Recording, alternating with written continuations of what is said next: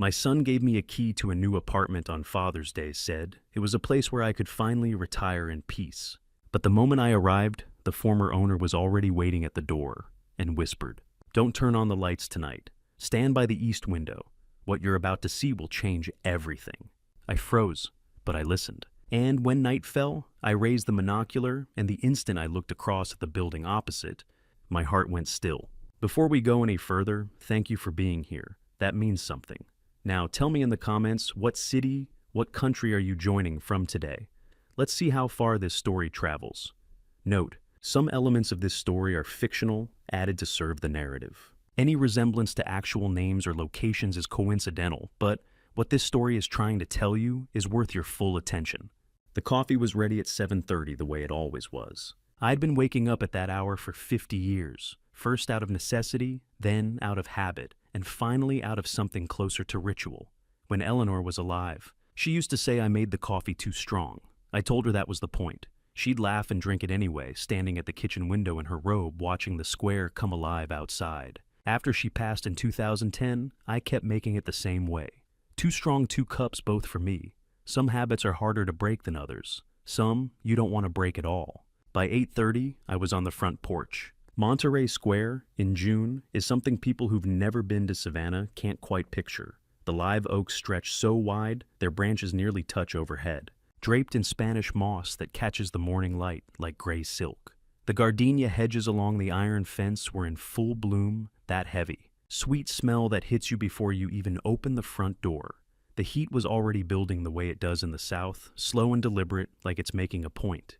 The cicadas had been going since sunrise. In Savannah, the cicadas always have something to say. I'd sat on this porch every Sunday morning for 15 years. It was the kind of thing that starts as a way to fill time and becomes somewhere along the way, the thing you find yourself looking forward to most. Father's Day had always been a quiet occasion in this house. My son Dominic was a good man, successful, sharp, the kind of person who filled a room without trying. But the years had a way of making the distance between people official. A card in the mail, a dinner reservation usually somewhere too loud to really talk. I'd stopped expecting anything more than that, and I'd made my peace with it, or so I told myself. They arrived at 9 o'clock, which was earlier than I expected. I heard the car before I saw it. Dominic's black Mercedes turning off Bull Street and rolling slowly up the drive. He got out first, already in motion, before the engine stopped, the way he always moved. His wife Vivienne followed, closing her door with the careful precision of someone who'd learned to be graceful in every small thing. They were dressed well for a Sunday morning. Too well, maybe, though I didn't think much of it at the time. Happy Father's Day. Dominic said, coming up the porch steps 2 at a time. He was 42 years old and still took stairs like he was in a hurry to get somewhere. "We brought you something." He held out a small box, white, no ribbon, the kind of plain wrapping that says the thing inside is meant to speak for itself. I set down my coffee and took it. Inside was a key, a single brass key on a plain ring, and beneath it a card with an address written in Dominic's hand, 432 Bull Street Apartment, 4B Whitfield Arms, Historic District, Savannah. "It's yours," he said. "We bought it for you." I looked up at him. "A place of your own, Dad. No client calls, no drafting tables, no reason to be anywhere or do anything you don't want to do." He was smiling, the wide, easy smile I remembered from when he was a boy, the one that could talk his way out of anything. "You just retired. You've earned somewhere quiet. Monat." I turned the key over in my palm. The brass was warm from being in his pocket. 40 years of practice had taught me to read a space before I entered it, to understand a building by its bones, its proportions, its relationship to the light. I had never applied that instinct to a gift. Standing on my own front porch on a Sunday morning in June, I simply felt what any father feels when his child does something unexpected and generous. Something that loosens in the chest, some old knot you'd stopped noticing was there. "Dominic," I said. I didn't have more than that.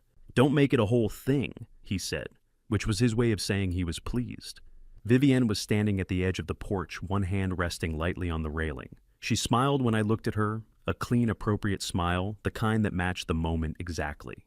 I noticed it the way you notice something that fits a little too perfectly into its frame, and then I let the thought go. She was a composed woman. She had always been a composed woman. "It's stay for breakfast," I said.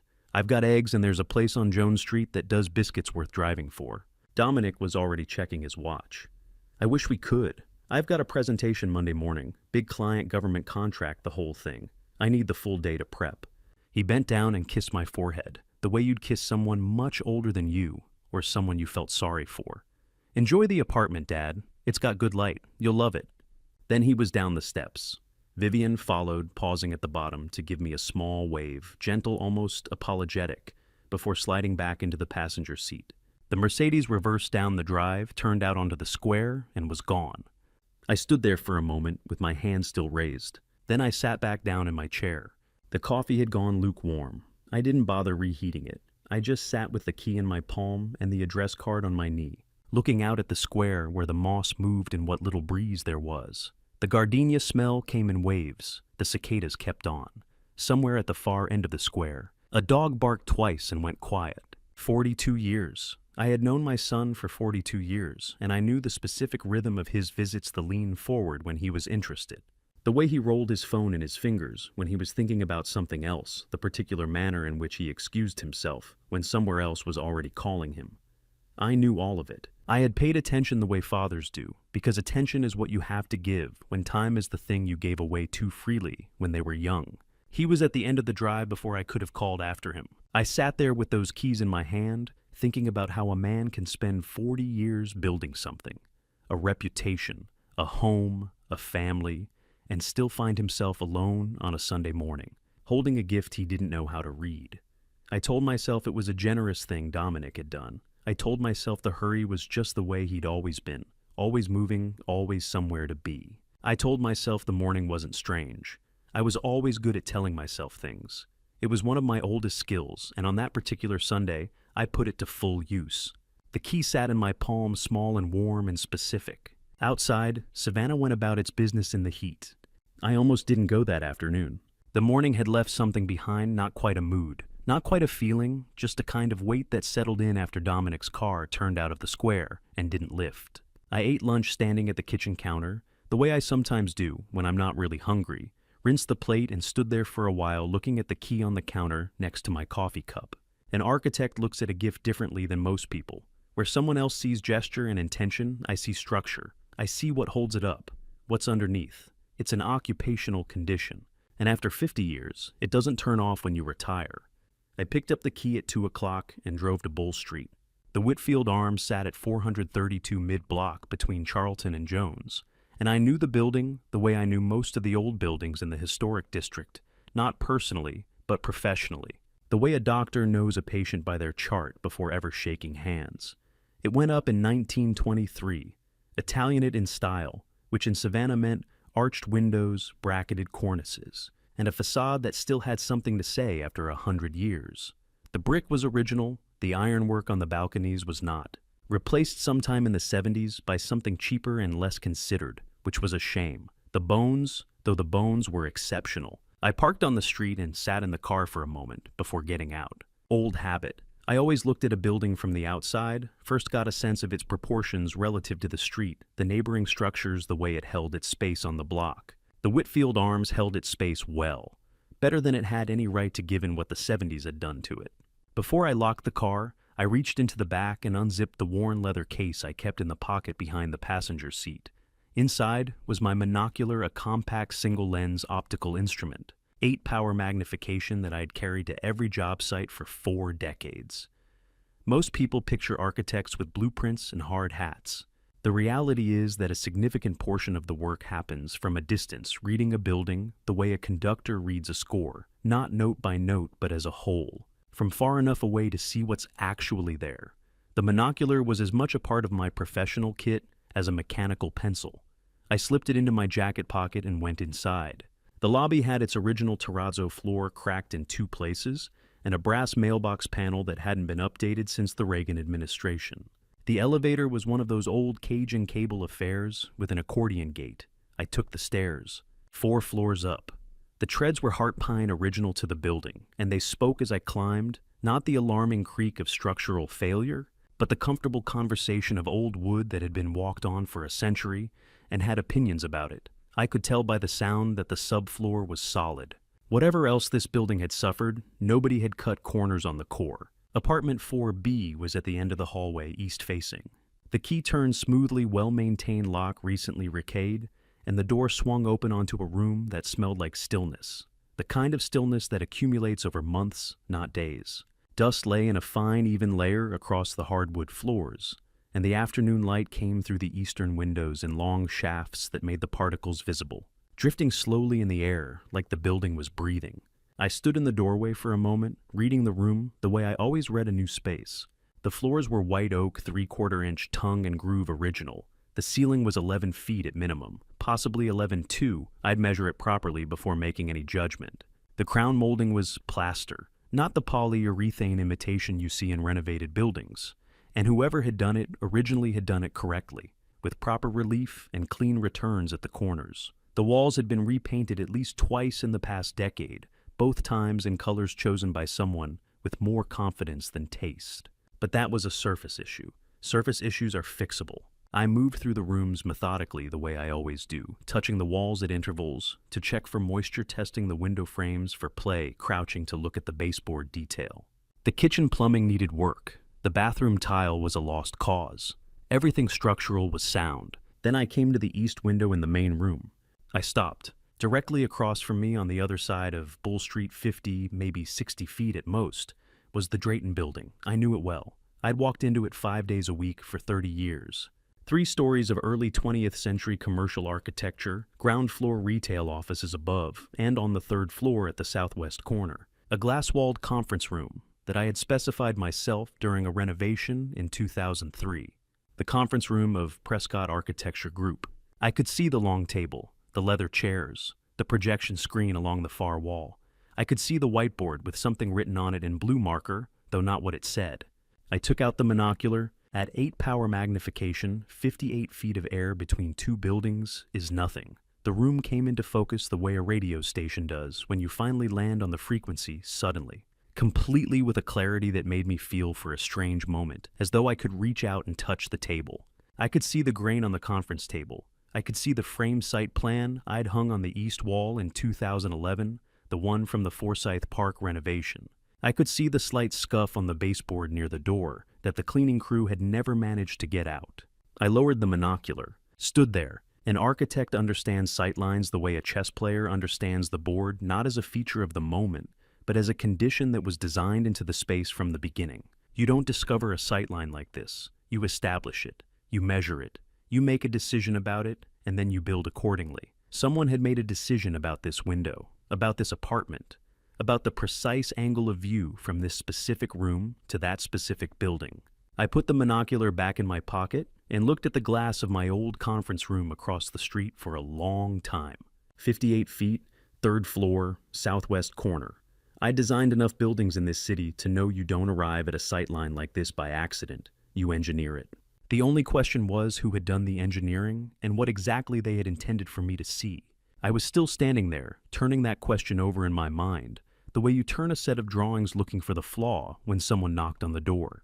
The knock came at exactly 3:15. I know because I had just checked my watch, an old habit from 30 years of construction schedules, where 3 minutes late could mean a concrete pour gone wrong and 6 figures lost before sundown.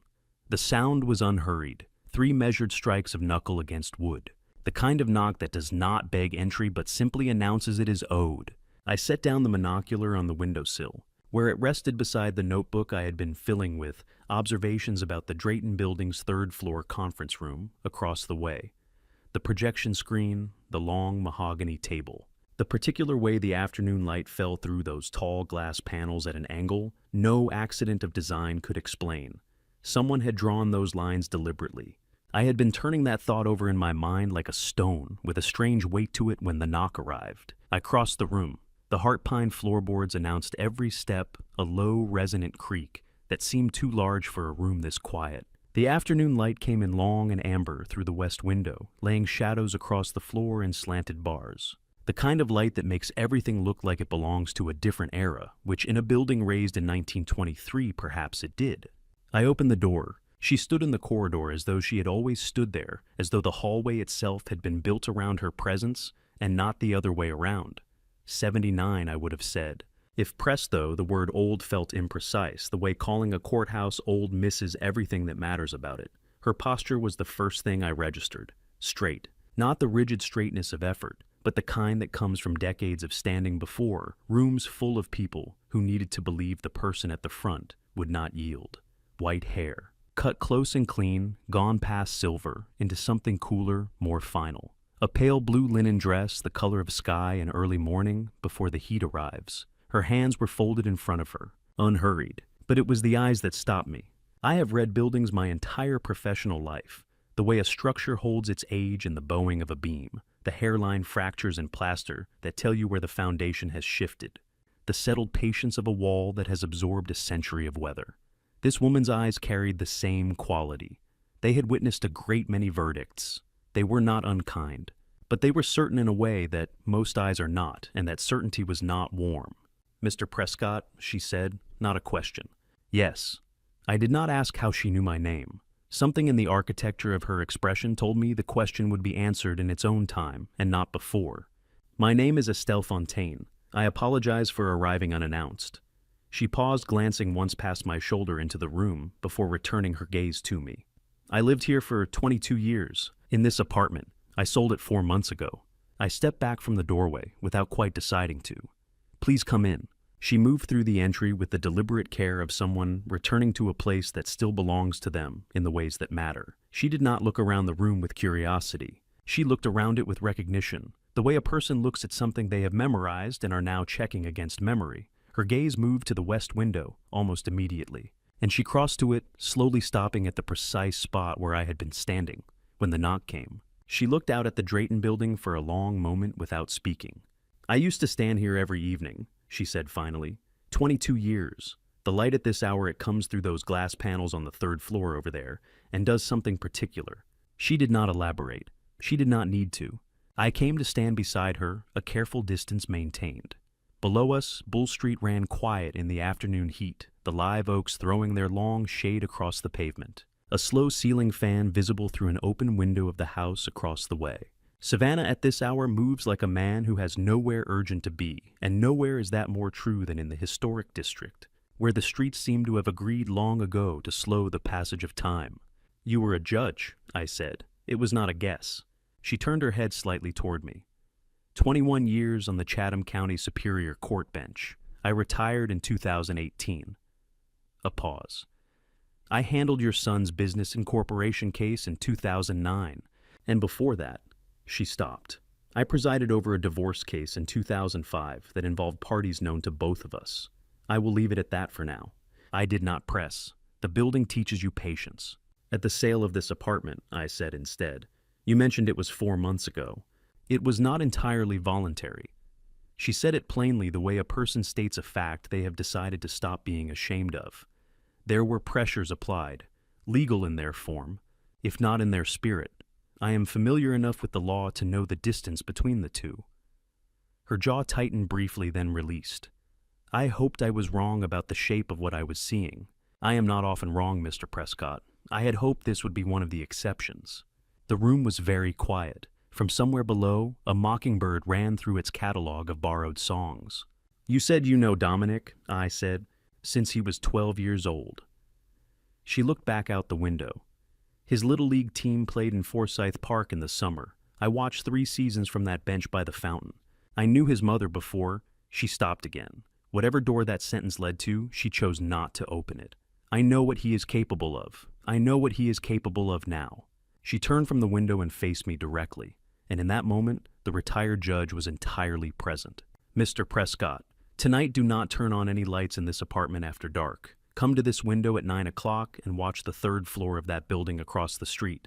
She gestured toward the Drayton Building, where the glass conference room panels now caught the late sun like bronze mirrors. "What you will see, I cannot tell you what to do with it. That decision belongs to you, but you should see it before any other decision is made." I held her gaze. "Why didn't you come to me before today?" Something moved across her face, a shadow of something older than this conversation. "Vivienne," she said quietly. "She called me twice in the past 3 weeks. Both times the call was cut short. I did not know whether she was unable to speak or unwilling. I was not certain enough to act." She drew a slow breath. "I am certain now." She moved toward the door with the same quiet authority with which she had entered. At the threshold, she stopped once more, one hand resting on the doorframe, and looked back at the room at the west window, at the long amber light, at the monocular still resting on the sill. "You measured it," she said. It was not a question either. The sightline. 58 feet, I said. Diagonal, third floor, northwest corner. A faint expression crossed her face, something between recognition and grief. "He chose this building deliberately, Mr. Prescott. You should ask yourself why a son who knows his father is an architect would give him a window with a precise view of a room where documents are signed." She left before I could answer. I stood in the long amber silence of the empty apartment and looked at the Drayton building, and for the first time since 9 o'clock that morning, the key in my jacket pocket felt like something other than a gift. Estelle Fontaine had been gone for nearly 2 hours before I moved from the spot where she left me. Not because I was paralyzed. An architect does not freeze, he measures, he recalculates, he searches for the load-bearing error before the structure comes down. I stayed because somewhere in the back of my mind, trained by 4 decades of reading buildings, I understood that what was coming required stillness first. I did not turn on the lights. I pulled the chair away from the window, not to sit in it, but so that its silhouette would not show against the glass from the street below. Then I sat on the floor. Back against the wall beside the window frame, the monocular resting across my knee, my phone face down on the heart pine boards beside me. The apartment smelled the way old buildings smell when they have not been lived in for a season: dry wood, faint plaster dust, the ghost of someone else's years embedded in the walls. Estelle's years I now understood, 22 of them. Outside, Bull Street continued at its Sunday pace. A car moved slowly past headlights not yet needed in the long southern dusk. From the restaurant at the end of the block, the one with the green awning I had noticed on the drive-in, came the sound of laughter, a burst of it, easy and unsuspecting. Someone's birthday, maybe. Someone's ordinary evening. The smell of something grilled drifted up through the open window and reminded me that I had not eaten since the coffee and biscuits at Monterey Square that morning, when my son had handed me a key and called it a gift. I did not eat. I waited. In Savannah in June, the sky does not surrender to darkness quickly. It negotiates. The light goes from gold to copper to a bruised purple that hangs over the rooftops for longer than seems possible, as though the city has an arrangement with the sun that other places do not. By 7 o'clock, the live oaks along the square had become dark shapes rather than trees, and the gas lamps along Bull Street had flickered on, throwing their amber circles onto the pavement below. At 7:12 p.m., the lights in the third-floor conference room of the Drayton building came on. I raised the monocular. He came into the room, the way he always enters a room he believes he owns, one hand adjusting his jacket lapel, the other already reaching for the nearest chair. I have watched Dominic walk into rooms for 42 years. I know the way his left shoulder sits fractionally lower than the right a habit formed in childhood, from carrying a too heavy backpack on one side, and I had corrected it a dozen times before accepting it was simply part of how he moved through the world. I know the precise way he pulls a chair back from a table, a quick outward jerk 2 inches further than necessary, a gesture of confidence bordering on impatience. He was wearing the navy suit, the one Vivian had given him for his birthday 14 months ago. I had been there when he opened the box. 3 other men followed him into the room. I did not recognize any of them. One was broad-shouldered and gray-haired, carrying himself with the ease of someone who has sat at many tables where significant decisions were made and has never been uncomfortable at any of them. The other 2 were younger, one in a dark jacket who moved to the laptop set up at the near end of the table, and the third who said almost nothing and stood to one side in the manner of a man whose job is to witness, not to speak. They spread documents across the mahogany table, from 58 feet and 4 floors of diagonal distance through an 8-power monocular. I could not read the text. I want to be precise about what I saw and what I did not see, because an architect who exaggerates his measurements is not an architect. I could not read the words. But I did not need to read the words. The document folder on the table was dark blue, legal-sized, and the top page carried a logo printed large and centered at the top of the sheet. Navy blue ink, a specific sans serif typeface. 2 interlocking geometric forms, a design I had approved in 1989 when this firm was nothing but a drafting table in a converted garage on Abercorn Street, and a belief that good design outlasts everything else. The logo of Prescott Architecture Group. I have seen that logo on blueprints, on building permits, on award plaques, on the side of a truck I owned for 11 years. I would know it from twice this distance. I would know it from across a river. The man in the dark jacket opened the laptop, and a presentation appeared on the wall screen, large enough that I did not need the monocular for what came next. The lines on that screen were not strangers to me. I had drawn them by hand before transferring them to software. I knew where every load-bearing wall fell, where the central atrium would catch morning light at the precise angle I had spent 3 weeks calculating, where the roofline broke against the sky in the way I had argued for through 6 rounds of client revision. 3 years of my life lived inside those drawings in the space between the lines. The Meridian International Commission, currently in final stage negotiation. The project that was meant to be the last signature work of a 40-year career. I watched Dominic pick up a pen. He did not read the page in front of him. He signed it the way a man signs something he has already decided about without hesitation. Without the small pause most people make even when they are certain. A clean, committed stroke. He slid the folder across the table. The gray-haired man added his own signature. They shook hands. A brief and businesslike exchange, the kind that follows an agreement that was reached before the room was entered. By 8:20 p.m., the lights were off. The documents gathered, the 3 men gone. The conference room was dark. I lowered the monocular. I sat on the floor of the empty apartment for a long moment and let the full weight of it settle, the way a building settles not all at once but in careful increments, each shift acknowledged before the next one comes. My logo, my design, the work of 3 years and the culmination of 40, being signed away in a room I could see from a window my son chose for me by a man I raised to people I have never met. I did not need to read the fine print. I have spent 4 decades reading structures. I knew precisely what I was looking at. My phone moved against the floorboards, a single vibration. I picked it up, a text from Dominic. "Happy Father's Day, Dad. I hope you're enjoying the apartment." As I turned the phone face down and set it back on the floor, the city below carried on, as cities do. The restaurant laughter, the slow cars, the mockingbird somewhere in the square, cycling through its borrowed repertoire. Savannah had no idea.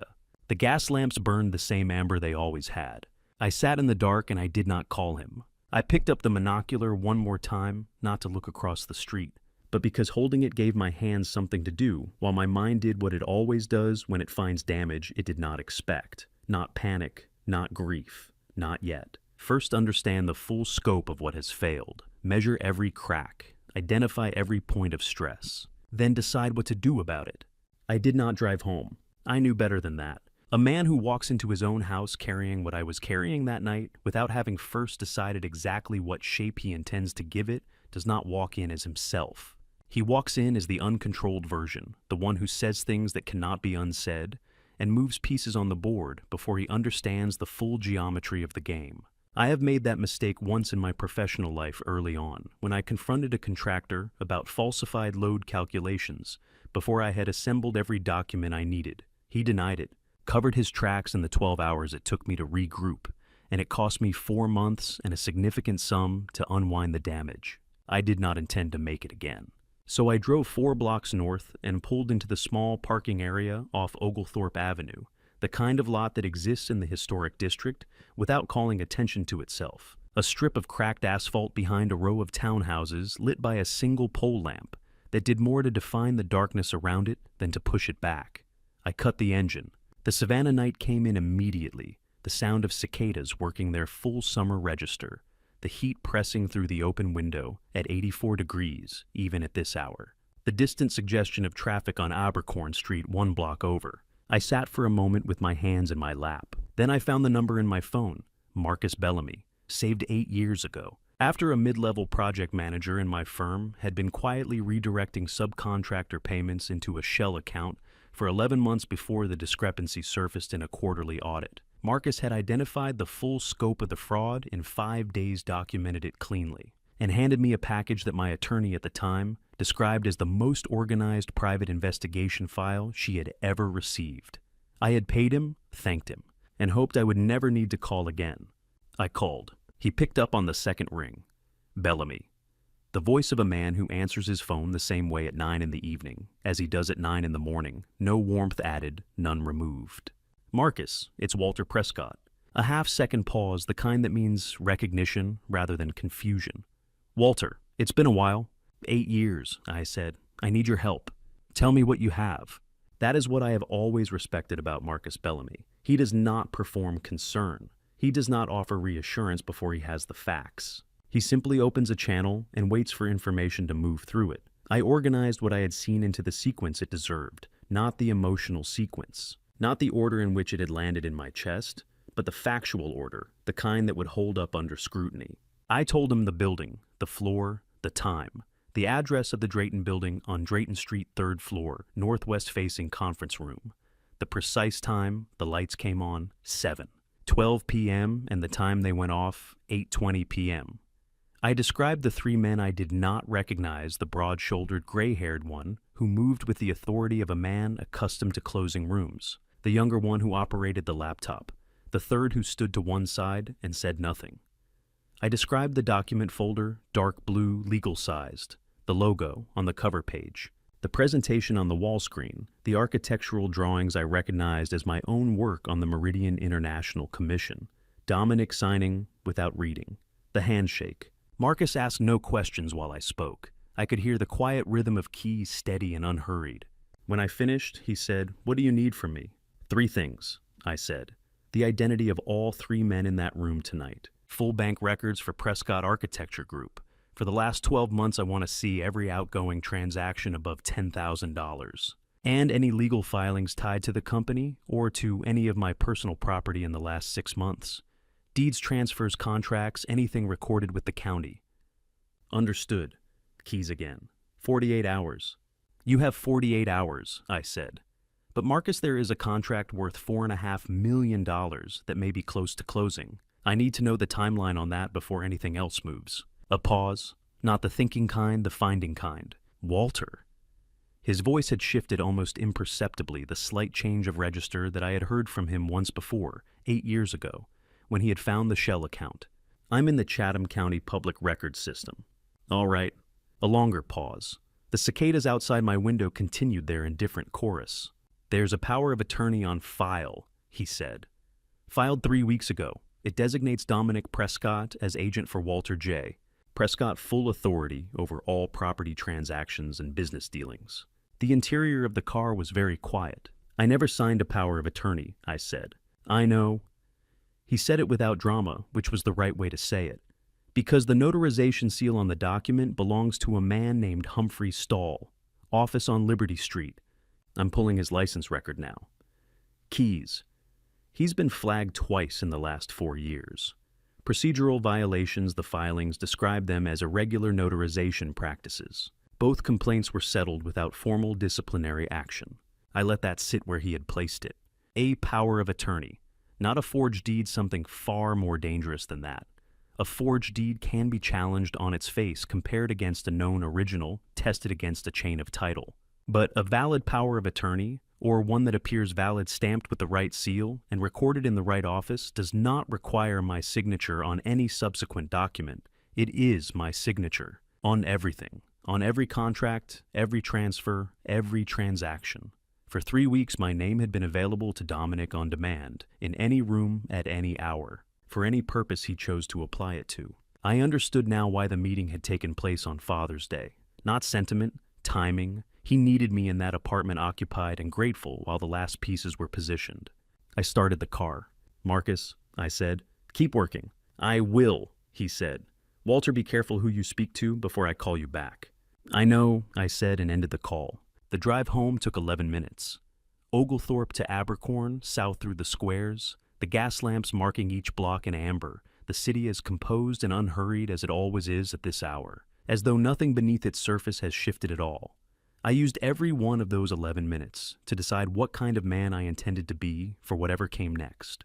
When I pulled into Monterey Square and cut the engine, I had my answer. I would not confront him. I would not call him, question him, give him a single reason to accelerate whatever timeline he was working against.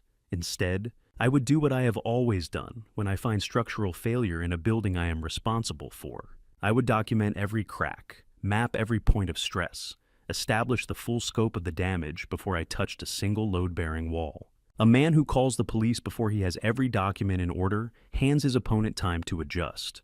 I had seen that once before early in my career, and I had never made the same mistake twice. I would build a case the same way I have built everything in this city, from the foundation up. Broughton Street at 10 minutes before 8 on a Monday morning has a particular quality that I have always appreciated. The city is present, but not yet performing. A runner moved past me on the sidewalk without glancing up, earbuds in her breathing measured and private. The coffee shop 2 doors down from the Thorn Legal Group had its lights on and its door propped open. And the smell that came out of it was the specific smell of a city beginning to remember what it is for. The law office itself was dark behind its glass front. The brass plate beside the door, catching the early light, Thorn Legal Group, established 2004. I had been standing there for 5 minutes when Evangeline Thorn came around the corner from Drayton Street. She is 61 years old, though she carries it the way certain buildings carry their age, not by concealing it, but by having been well built in the first place. Silver hair cut short and precise. Dark blazer over a white shirt.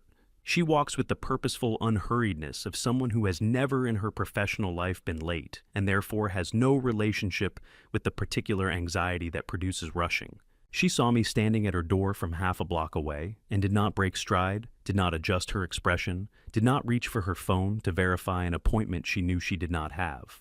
She simply came to the door, put her key in the lock, and said, "Come in, coffee first." I have known Evangeline Thorn for 19 years, long enough to have her number in my phone without having to search for it, not long enough to have ever needed her professionally. She had handled the legal work on 2 of my larger commercial properties' easement disputes, nothing dramatic. What I knew of her reputation came from other architects, other developers, the kind of quiet professional consensus that forms in a city the size of Savannah over many years. People said she was methodical. People said she did not lose. People said she was the kind of lawyer who read documents the way surgeons read scans for what was there, and for what was conspicuously absent. The office smelled of old paper and good coffee, and the faint cedar of a bookcase that lined the entire north wall. She poured 2 cups without asking how I took mine, she remembered, which told me she had been paying attention across 19 years of occasional contact, and set mine on the corner of her desk. Then she sat down, uncapped a pen, and opened a yellow legal pad. "Tell me everything," she said. "In order." I told her in order. I began with the key, the small wooden box, the handwritten address, Dominic's particular way of presenting it, as though the gift were already slightly overdue. I moved through the afternoon at the apartment, the monocular, the sightline. I told her about Estelle Fontaine and what she had said and how she had said it. I told her about the conference room lights coming on at 7:12 p.m., about the logo I recognized from 58 feet. About the presentation on the wall screen and what I had understood when I saw those lines projected large and white against the dark of that room. I told her about the signing, the handshake, the text message from my son at 8:20 p.m. I told her about Marcus Bellamy and the Chatham County records and the name Humphrey Stahl and the 2 prior flags on his notary license. Evangeline wrote throughout without interrupting, not shorthand full sentences in a clean, compressed hand that moved quickly without appearing to hurry. She did not look up from the page while I spoke. I have learned over many years that the quality of a professional's listening is legible in what they do with their hands while you are talking. She was recording, not waiting. There is a difference. When I finished, she capped the pen. Then she opened the laptop on her desk and navigated without comment to the Chatham County Superior Court Public Records portal. She found the filing in under 2 minutes. "Power of attorney," she said, reading. "Filed May 26, 2025, Principal Walter J. Prescott, Agent Dominic R. Prescott. Scope full authority over all real property transactions, business contracts, and financial instruments." She turned the screen slightly toward me. "Notarizing Officer Humphrey Stahl, Liberty Street, stamp number 4471-GA. I looked at the document on the screen. My name at the top, in the standard legal typeface of a Chatham County filing. My name on a document I had never seen, never signed, never authorized. "There is a second filing," Evangeline said. Her voice had not changed in register, but something in the deliberateness of the sentence told me she was measuring how she delivered what came next. She scrolled down. "An amendment to the original POA, filed June 11th, 4 days before Father's Day." She paused. "There is a co-signatory on the amendment, Vivian Ashford Prescott." The name sat in the room for a moment. "Vivienne has no authority to sign anything related to the company," I said. "She is not a shareholder. She holds no directorial position. Her name should not appear on any legal instrument connected to Prescott Architecture Group." "No," Evangeline said. It should not. She looked at me steadily, which means either she agreed to this voluntarily or her signature was forged alongside yours. Given that Humphrey's office handled the notarization on the original, it is likely the amendment passed through the same hands or through someone working with access to his seal. She picked up her phone without asking whether I wanted her to, which was the right decision. This was not a moment for courtesy. It was a moment for information. She dialed Vivian's number and set the phone on the desk between us, speaker activated. It rang 3 times. Hello. Vivian's voice was careful in the particular way of someone who has not been sleeping well and has been waiting for a call they dread without knowing exactly what form it will take. Vivian, this is Evangeline Thorne. I am a lawyer here in Savannah. I am sitting with Walter Prescott. I need to ask you one question and I need you to answer it honestly. Evangeline's voice was not unkind, but it was precise. Have you ever signed a power of attorney amendment naming yourself as a co-authorizing party on behalf of Walter Prescott's business holdings, SE Scandal? The silence on the other end lasted long enough that I found myself watching the phone as though it might tell me something the silence would not. Then Vivian said, what does that mean? What document wandas sawasis brackets verse? June 11th, filed with Chatham County. Your full legal name is on it. What came next was not anger. It was not denial. It was a sound I have heard only a few times in my life, the specific involuntary sound a person makes in the moment they understand all at once, the full dimension of how they have been used. It is quieter than rage. It is more devastating than tears. It is the sound of a person's self-understanding reorganizing itself around a truth it did not previously contain. Evangeline let it run its course. She did not fill the silence with reassurance. When Vivian's breathing steadied, Evangeline said quietly, Thank you, Vivian. I will be in touch today. Please do not speak to Dominic about this call. She ended it and set the phone down. She didn't know, I said. It was not a question. No. Evangeline picked up her pen. He forged her signature as well. A pause measured and precise, which makes her our most important witness if she is willing. She looked at me across the desk. Will she be willing, Walter? I thought about the sound Vivian had made on the phone, not the cry of someone who had been deceived by a stranger, the cry of someone who had built years of her life around a person and had just heard the foundation give way. Give her an hour, I said. She will be willing. Evangeline had already begun writing before I finished the sentence. I left Thorne Legal Group at 9:15 and walked back out onto Broughton Street where the morning had completed its transition into full workday noise. The coffee shop crowded now. The sidewalk busy, a delivery truck double parked outside the pharmacy on the corner. The city going about its ordinary concerns entirely unaware. The POA was the spine of everything Dominic had built. The notary stamp, the forged signatures, the amendment timed 4 days before Father's Day. It was a skeleton designed to hold weight. But a skeleton built on false joints does not hold forever. I needed to find Vivian before that skeleton moved again. She had chosen the corner table herself, the one farthest from the door, half screened by a tall potted fig tree that someone had positioned with either excellent aesthetic instinct or excellent practical instinct, depending on what kind of conversation you needed to have. Foxy Loxy, at mid-morning, runs at a particular register, art prints on exposed brick walls, the low grind of an espresso machine. A handful of regulars with laptops who are too absorbed in their own lives to pay attention to anyone else's. It was a good choice. I noted it. Vivian Ashford. Prescott had been my son's wife for 6 years. In that time, I had seen her at holiday dinners, at the occasional company event, at the small gatherings Dominic organized when he wanted witnesses to his generosity. I had formed impressions the way you form impressions of people you see in controlled settings, pleasant, composed, careful with her words, in the way of someone who has learned that words in certain rooms carry weight. I had never sat across from her the way I sat across from her now, with nothing between us but 2 untouched cups of coffee and whatever she had decided to tell me. She looked like someone who had not slept. Not disheveled. Vivian did not do disheveled, but there was a quality of thinness around her eyes that had nothing to do with makeup and everything to do with the particular exhaustion of a mind that has been working without permission all night. I sat down. I did not offer pleasantries. Tell me what you know, I said. All of it, from the beginning. She wrapped both hands around her coffee cup and looked at the table for a moment. Then she began. Dominic had changed in October of 2024. She used the word change carefully, the way a person uses a word they have auditioned many times before settling on it. Not dramatically, not a rupture, not a scene. More like a door that had previously been open, beginning to swing incrementally toward closed. Meetings she wasn't told about. A laptop that acquired a password it had not previously had.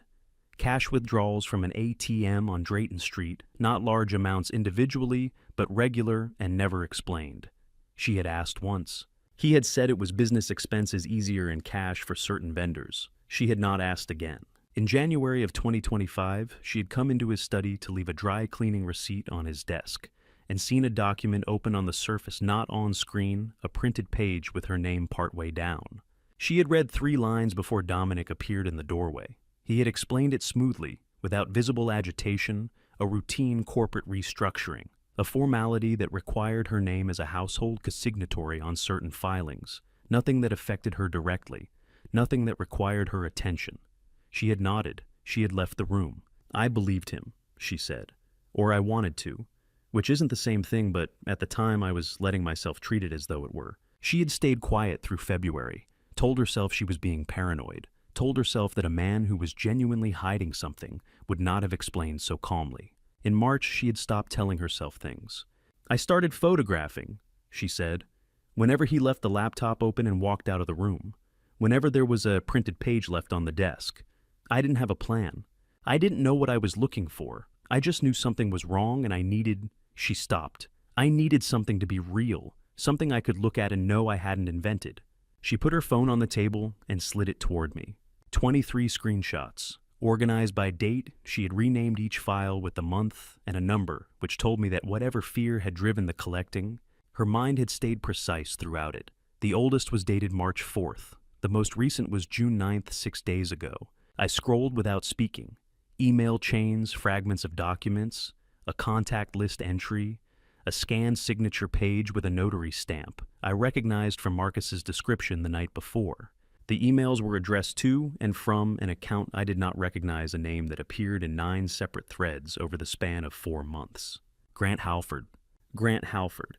I said, writing the name into my own phone. Who is he? Vivian shook her head. I don't know. I tried to search the name twice, and both times Dominic came home before I could finish. But he is in almost every email from the last 6 months. She paused. Always about property, always about deadlines, always about... She hesitated as though the phrase still carried the particular cold of the first time she had read it, making sure the transfer was clean. She pushed the phone another inch toward me.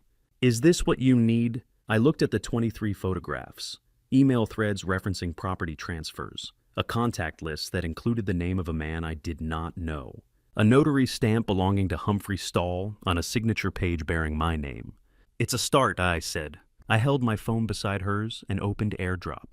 23 files crossed between the 2 devices and the time it took her to exhale once. I folded 2 20s from my wallet and left them on the table beside the cups neither of us had touched and walked out into the late morning heat of Bull Street.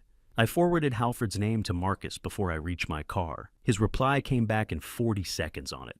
And Walter, go see your neighbor, today, before anything else. I stood beside the car with the phone in my hand. My neighbor. There was only one person Marcus could mean. Cornelius. Cornelius Batch had lived at 17 Monterey Square for 31 years, long enough that the square itself had come to seem like an extension of his property. The old live oaks in the central fountain, as familiar to him as his own front steps. He was 77 years old, retired 11 years from the Savannah-Chatham Metropolitan Police Department, where he had spent 4 decades as a detective before his knees and his patience for departmental politics gave out at roughly the same time. We had been neighbors for 22 of those years. We had the kind of friendship that does not require maintenance, the kind built from proximity and mutual respect, and the shared understanding that neither man needs to fill silence with noise. He opened the door before I reached the top step. I figured you'd come by eventually, he said. He stepped back to let me in. No handshake, no preamble, no performance of surprise. Been waiting since Friday, tell the truth. The front rooms of his house are tidy in the way of a man who lives alone and has made his peace with it. The back study is something else entirely. 40 years of a detective's habits do not retire when the badge does the walls carry framed photographs from cases he was proud of. A corkboard that still holds index cards in his particular color-coded system. Bookshelves arranged not by subject, but by the frequency with which he needs to consult them. The room smells of coffee and printer ink, and the specific lived-in quality of a space where serious work has been done for a long time. He gestured to the chair across from his desk and settled into his own, with the deliberate care of a large man whose joints have opinions. "You know from when?" I asked. "February." He said it without hesitation, the way a man says something he has been rehearsing the delivery of for several months. Didn't understand the full shape of it then, but something was wrong with what I was seeing, and 40 years of that job teaches you not to talk yourself out of wrong. He opened the bottom drawer of his desk, so I kept records. The manila envelope was thick, legal-sized, sealed with the metal clasp bent down twice in the way of someone who has opened and resealed it more than once. He pushed it across the desk without ceremony. 47 photographs. Printed on standard paper, clean and sharp, Cornelius had always owned a camera worth the name, a habit from decades of crime scene documentation. I spread them across the desk in the order he had numbered them, on the back in pencil, the way evidence is handled. The locations were all recognizable. River Street with the Savannah River running brown and slow in the background, a corner table at one of the outdoor bars taken from the walkway above. The City Market parking area off Franklin Square midday light. 2 men beside a dark sedan with Georgia plates. A restaurant on Whitaker Street shot through the window from the sidewalk. Table visible between hanging plants. 9 locations in total across 4 months, February through June. The meetings were not random. They followed a pattern always public enough to be defensible, always chosen for ambient noise and multiple exits. The tradecraft Cornelius would have called it. Of men who have thought about being watched. "The one he meets most often," Cornelius said, tapping the photograph on top. "Count the appearances." I went through the stack. The same face in frame after frame, a man in his mid-50s, broad through the shoulders, silver hair cut close. The particular way of holding himself I had noticed through the monocular 2 nights ago in the Drayton Building conference room. 31 out of 47 photographs. My phone buzzed. Marcus. Grant Halford, 4 prior fraud convictions, 2 in Fulton County, Georgia, 2014 and 2017, 2 in Charleston, South Carolina, 2019, all real estate related, currently operating under Coastal Legacy Properties, LLC. Registration filed in Delaware, 2022. No Georgia business license on record. I set the phone on the desk beside the photograph. The man in the photograph and the name on my screen were the same person. I did not need Cornelius to confirm it, but he looked at both and nodded once. The way a detective acknowledges a fact that has now been sufficiently established. He selected one photograph from the middle of the stack and placed it apart from the others. Dominic and Halford in a parking area, the light suggested early evening. The location looked like the east side of City Market where the foot traffic thins out. They were shaking hands, not the handshake of 2 men completing a transaction. The grip was held a beat too long, both men leaning in, slightly the body language of an agreement that goes beyond the paper version. 40 years on the job, Cornelius said. That is not a business handshake. He said it quietly, with the flat certainty of someone who has cataloged the taxonomy of human deception at close range for 4 decades. That is 2 men who know they are doing something they cannot undo. I looked at the 47 photographs spread across the desk of a retired detective who had spent 4 months waiting to hand them to me. 9 months of secret meetings, 4 prior criminal convictions across 2 states, my son's name appearing alongside Halford's in every transaction Marcus is pulling from the county records. The picture is getting clearer with every hour, and considerably worse. "Can I take these?" I asked. Cornelius had already made his copy. I had not noticed him do it, but that was the point. He pushed the originals across the desk without a word. I was at the door when he spoke again. "Walter?" His voice carried the particular weight of a man who chooses his final sentences carefully. "Whatever this is, it's bigger than Dominic."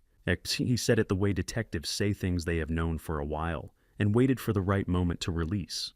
Not a warning exactly, a calibration. "I'm starting to understand that," I said, but I did not yet know how much bigger. That answer was waiting for me on Liberty Street. The office was the kind of small that happens gradually, a room that starts out merely modest and slowly fills with the sediment of years until there is barely a corridor left between the door and the desk. Cream-colored walls gone slightly yellow, Venetian blinds drawn to the halfway point. The afternoon light coming through in slanted bars that landed across stacked folders, and a calendar 3 months out of date. a desk lamp with a warm bulb burning even in the middle of the afternoon, as though the man who worked here had long since given up on the overhead fixture and made his separate piece. Humphrey Stahl was 63 years old and looked older in the way of men whose anxiety has been compounding interest for a long time. He was signing a document when I came through the door. He looked up. The color left his face in the particular way it leaves the face of a man who has been waiting for something to arrive and has spent months pretending to himself that it might not. I did not speak. I crossed to his desk, set down the photograph from Cornelius's collection, Dominic and Halford City Market Parking Area, February, and stepped back. He looked at it. He looked at me. He opened his mouth. I don't know what you think that... I set down the second item. A printed copy of the power of attorney, filed with Chatham County on May 26th. His stamp number in the lower right corner, his commission seal pressed and dated. He closed his mouth. I set down the third the flag complaint records Marcus had pulled. 2 prior procedural violations, both within the last 4 years, both resolved without formal action, the kind of record that represents not a clean history, but a temporarily contained one.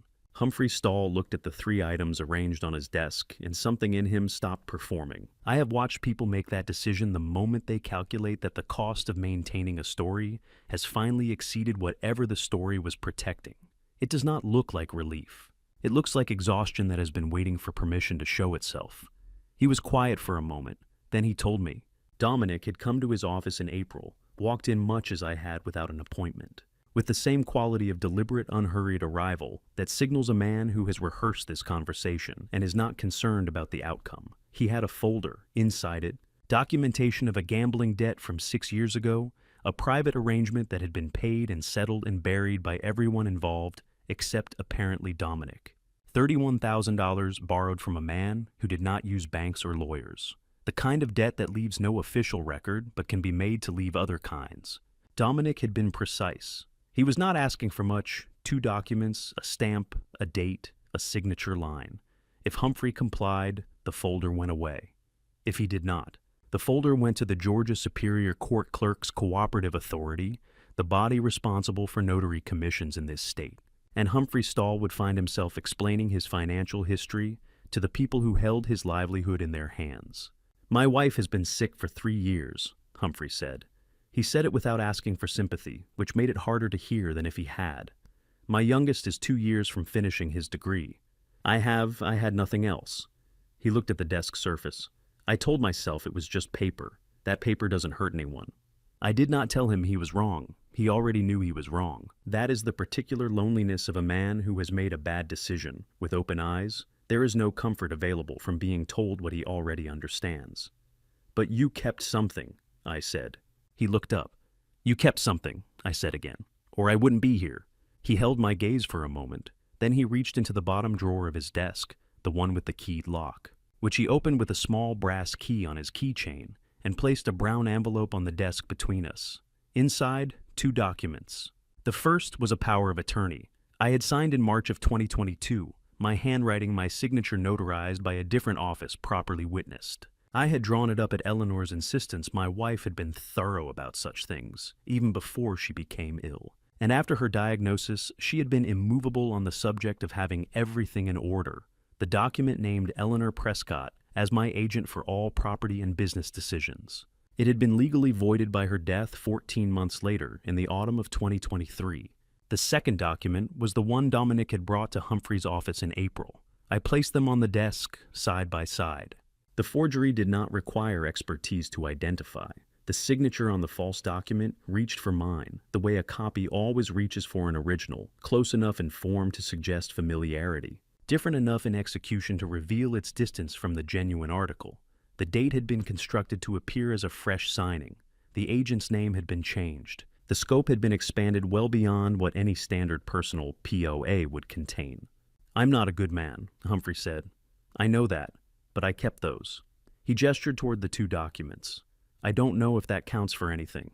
It counts, I said, and I meant it not as absolution, not as comfort, but as a plain statement of fact. Without testimony, we had inference. Without the document Dominic had handed to Humphrey, and that Humphrey had quietly photographed and preserved and locked in a drawer against the day someone came asking, without that. We had a case built on observation and second-hand records, With it, we had something a forgery examiner could measure, something a prosecutor could hold, something that left no reasonable room for doubt. I left his office at 4:15. The afternoon heat on Liberty Street was the full weight of a Savannah June, the kind that makes the pavement seem to hold its breath. 28 hours until the Meridian contract was scheduled to close.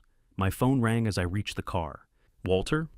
Marcus's voice had the particular quality I had learned to read in him, not alarm, but the compression of a man who has found something and is deciding how to transmit it. "I need you to drive somewhere. Don't go in. Just drive past, look at the dumpster on the left side of the building." He gave me an address on Price Street. I recognized it immediately. My doctor's office. Something in the way he said it kept me from asking questions. I got in the car and drove.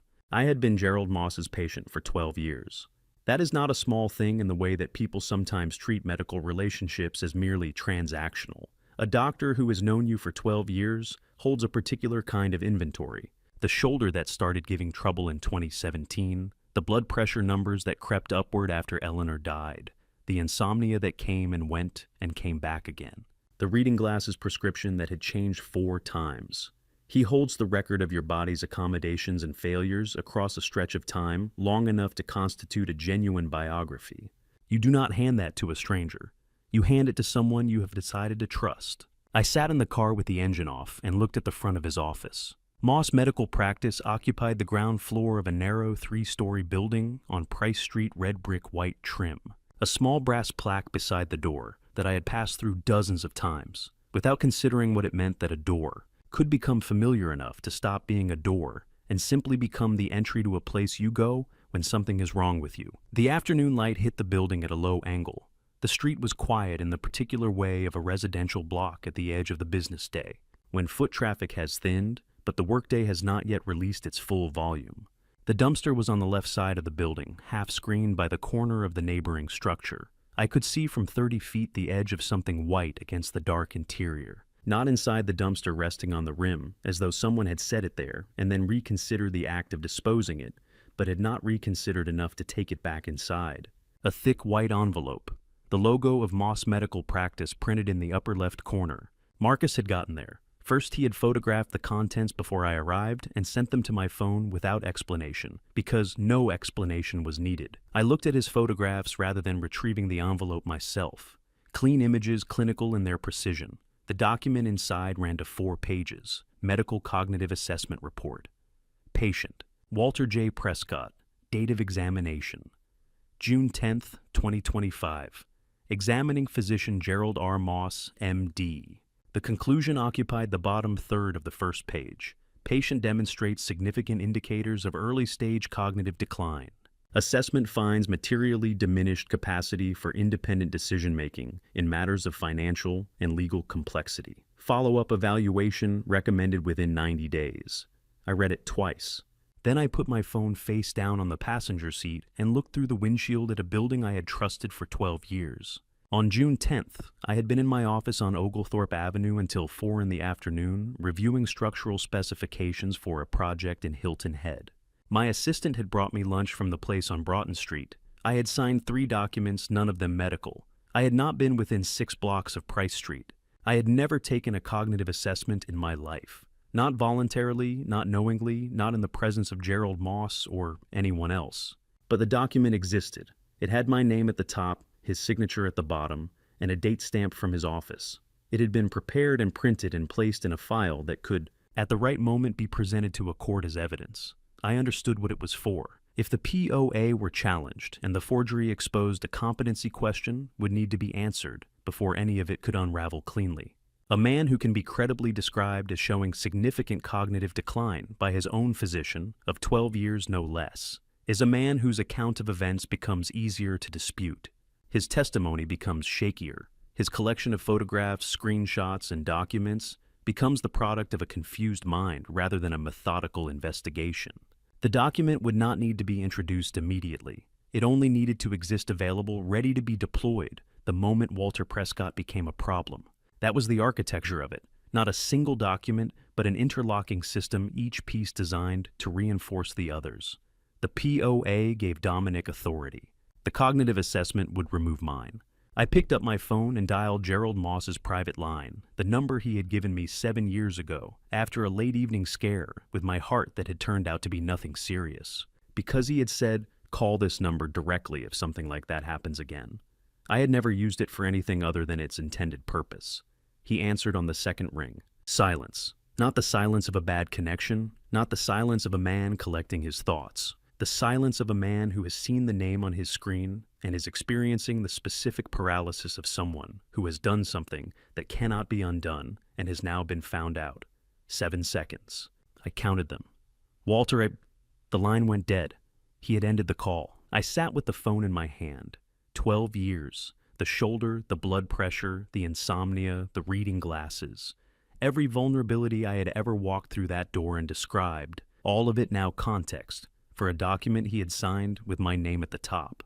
18 minutes later, Marcus sent a photograph. Time-stamped 5:03 p.m. Gerald Moss. In his white coat, he had not even stopped to change parking his car in the small lot behind Dominic's office building on Drayton Street and moving toward the back entrance with the quick, head-down urgency of a man who needs to tell someone something before someone else does. Marcus had the image from a public vantage point. Legal, clean, usable. 2 minutes after that, a second message. Raymond Whitlock was present at Moss's office on June 10th, signed in as a visitor at 2:15 p.m., left at 3:40 p.m. He's your lead designer. Walter has full access to every file in the company's system. Raymond Whitlock, 26 years old, hired 18 months ago on Dominic's recommendation, given access to the Meridian drawings within his first quarter, because Dominic had argued the project needed fresh eyes on the technical specifications. I had agreed. I had found the young man talented, methodical, quiet in the way of someone concentrating. I had not found him suspicious because I had not been looking. 12 years. Gerald Moss had been my doctor for 12 years. I had given him the complete account of my body's history, its weaknesses and its recoveries, everything that constitutes the private record of a man's physical existence. And 18 minutes after I called his private line, he was walking through my son's back door. I did not need a transcript of that conversation to understand what it contained. I called Marcus. "Raymond Whitlock," I said. "What is he to Dominic?" A pause, longer than the ones Marcus usually took. "That," he said carefully, "is something I think you need to hear in person, not over the phone." Another pause. "Tonight, Forsyth Park. Come alone." Marcus had sent me Raymond's full file at 7 that evening, while I was still sitting at my kitchen table, working through the documents from Humphrey's envelope. I read it in the way you read something you already partly know, not for the facts themselves, but for the shape of how they connect to everything else. In March of 2020, Raymond Whitlock had redirected $28,000 in vendor payments through a secondary account he had opened in his own name. A young man, 23 years old at the time in his first professional position, making a decision that people who have never been desperate sometimes find incomprehensible, and that people who have been desperate understand immediately. I had discovered it during a routine audit in September of that year. I had sat with him for 2 hours in my office door closed and listened to everything he said. He had not made excuses. He had repaid every dollar over the following 18 months quietly by arrangement. I had not reported it. I had not terminated him. He had been in the years since one of the most conscientious people in the building. Dominic had known about it. He had always known he had been in the building. That September had seen the closed door, had asked me about it afterward and received a partial answer. Partial had been enough. I drove to Forsyth Park and found a bench near the fountain with a clear sightline to the main path from Bull Street. The fountain was lit from below, the water catching the light and scattering it in the way of a thing that is simply doing what it has always done, indifferent to the hour, or to whatever is being discussed nearby. The air smelled of cut grass and the faint sweetness of the Confederate jasmine that climbs the iron fence along the park's edge. 78 degrees at 11 in the evening, which in Savannah in June means summer has fully committed and there is no negotiating with it. He came from the Whitaker Street entrance, hands pushed deep into the pockets of a light jacket that made no sense in this heat. That detail, the jacket, the buried hands told me everything about the state he was in before he said a word. Anxiety has its own dress code. Raymond Whitlock was 26 years old. He had been with my firm for 18 months, brought in by Dominic, and I had watched him grow into the work the way the best young architects do. not by performing. Confidence, but by developing it through the specific accumulation of problems solved and solutions built. I had believed in him. I had given him access to the Meridian drawings because I trusted his eye. I had in some part of myself that I had not examined carefully enough. Thought of him as the young designer I wished I had been, and perhaps as something closer than that. He stopped when he saw me, looked at the bench, looked at the file folder I had placed in the space beside me. He did not look at my face. I did not speak. I did not need to. 26-year-olds who carry guilt the way Raymond was carrying it do not require an opening question. They require only permission to begin. And sometimes permission is simply the silence of someone who already knows enough that there is nothing left to protect. He sat down at the far end of the bench. After a moment, he told me. Dominic had come to him 11 months ago, not aggressively, not with the folder open on the table, as he had done with Humphrey. Dominic was subtler than that.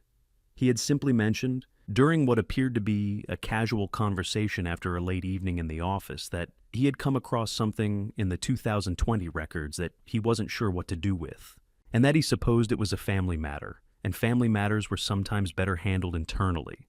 Raymond had understood the shape of the room he had just walked into. He had not needed it explained. The arrangement was not complicated.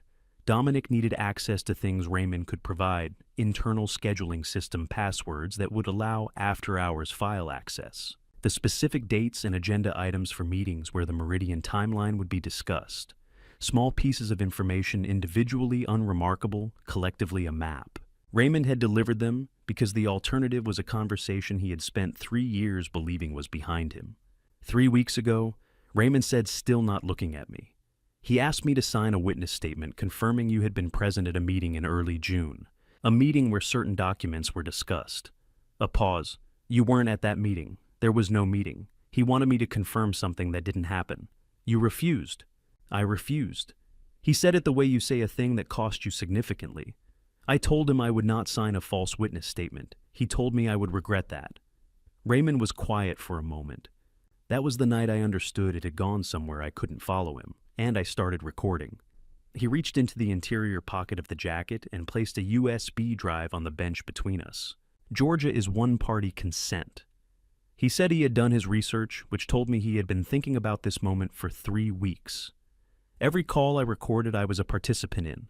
It's admissible. There are 6 files. The emails are on there too, pulled from my work account before I lost access. You lost access? Last Friday. Someone revoked my permissions to the Meridian folder. He paused. I'd already made copies. I tried to reach you that afternoon twice. The calls went to voicemail. I told myself I would come in person Monday. I told myself that was soon enough. He stopped. I was wrong about that. I picked up the drive. He told me there was one file in particular, third chronologically. In it, Dominic's voice in the flat transactional tone of a man conducting business. Moss confirmed Walter called him. Raymond, if Walter reaches out to you, you know nothing. Understood. 4 words. Moss confirmed Walter called. Gerald Moss, the same man I had entrusted with my body's history for 12 years, reporting my phone call to my son within the hour. The circle was closing from every direction. 7 families, Raymond said then. His voice had dropped to something barely above the register of the fountain behind us. I pulled the full list from the Halford correspondence before I lost access. Properties across Georgia, South Carolina, and Florida. 7 separate transactions. 7 families who signed over something equity partial ownership, full deed. Halford runs the acquisition side and takes the asset. Dominic provides the architecture angle. Makes it look like a legitimate development deal. He stopped. Walter, His voice caught in the specific way of someone who has been holding a sentence back for a long time. I should have come to you months ago. I knew it was wrong. I told myself I was protecting myself, but I was just afraid. He pressed the USB into my hand, stood up and walked back toward the Whitaker Street entrance without looking back. I watched him go. I sat alone beside the Forsyth fountain for a time that I did not measure. The water moved through its pattern lit and indifferent. Eleanor had loved this park in the particular way she loved all things in Savannah, not with sentiment, but with the ease of someone who has genuinely made a place her own. The city will still be there on Monday morning, she used to say. On the evenings I brought work home and sat at this very bench with a rolled drawing under my arm, unable to stop calculating. It had been her way of telling me that whatever I was building would wait. I looked at the USB in my palm. 12 hours to the Meridian closing. 7 families. I stood and walked back to my car. At my kitchen table until 2 in the morning, I laid it all out in the order it would need to be presented, cross-referencing Marcus's financial records against the dates on Raymond's emails, matching the names in the Halford correspondence against the county property filings, building the timeline from February through Father's Day with the precision I would have given a structural drawing. When I finally went to bed, I knew exactly what was there. Every piece, every connection, every date. What I needed now was not more evidence. The evidence was complete. What I needed was someone who could walk into a courtroom at first light and convert 4 days of accumulation into something capable of stopping a clock. The bank opens at 8. We were there at 7:30. Evangeline had made the call at 6:15 that morning. I know because I was already awake sitting at the kitchen table with the USB and the organized files from the night before. When my phone rang and she said only, "Meet me at First National on Broughton in 1 hour. Octavia Brennan will be there." She had not explained who Octavia Brennan was. She had not needed to. The name carried in her voice the particular weight of someone who has already done the necessary groundwork while the other person was still sleeping. We stood on the sidewalk outside the bank in the early morning quiet of Broughton Street. The heat was already present at this hour, the kind of June morning in Savannah that does not pretend the day will be cool and then disappoint you, but announces its intentions from the first light. Evangeline was reviewing something on her phone. I was looking at the brass-handled doors and thinking about what was on the other side of them. Octavia Brennan unlocked the front door at 7:58 and held it open for us without ceremony. She was the bank's chief compliance officer, a title that sounds administrative until you understand what it actually means. She is the person whose job is to watch, to record, and to report. 31 years in banking had given her the particular stillness of someone who has learned that the most important skill in her profession is not analysis but patience, the willingness to observe a pattern across many months before acting. Because acting too early gives the subject time to adjust, and acting too late gives them time to finish.